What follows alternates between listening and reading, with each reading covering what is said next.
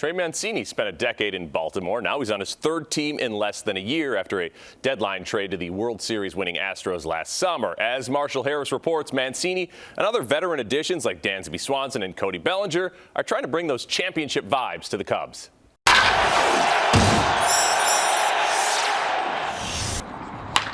Trey Mancini watches the Cubs supercharge their roster this offseason with new faces before finally becoming one himself. You know, who wouldn't want to be?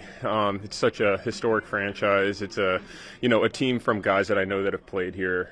They said it's just an incredible place to play. The organization treats you so well. Even before I came here, I remember talking to my wife, and I was saying, wow, the Cubs are, definitely making some moves, making some signings. So, it was exciting to, kind of come in at the end there and be another addition.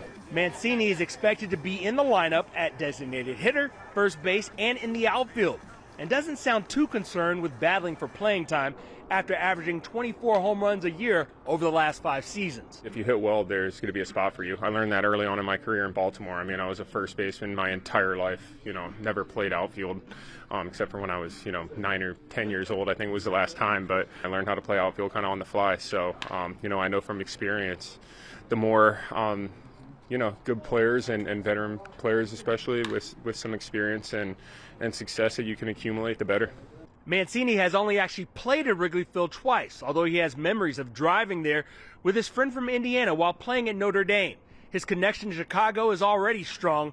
His older sister met her husband there, while his little sister still lives there.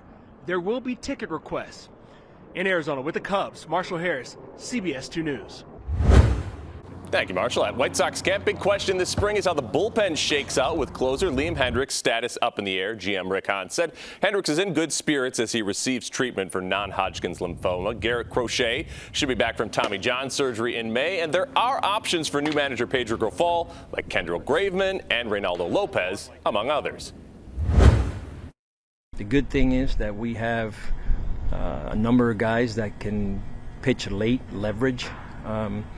And I've spoken to a few of them, but I'm not going to get too deep into that right now because we haven't even played one game in the spring. But the good thing is the makeup of this bullpen is that we have guys with experience that we feel that can certainly pitch 7th, 8th, and 9th inning.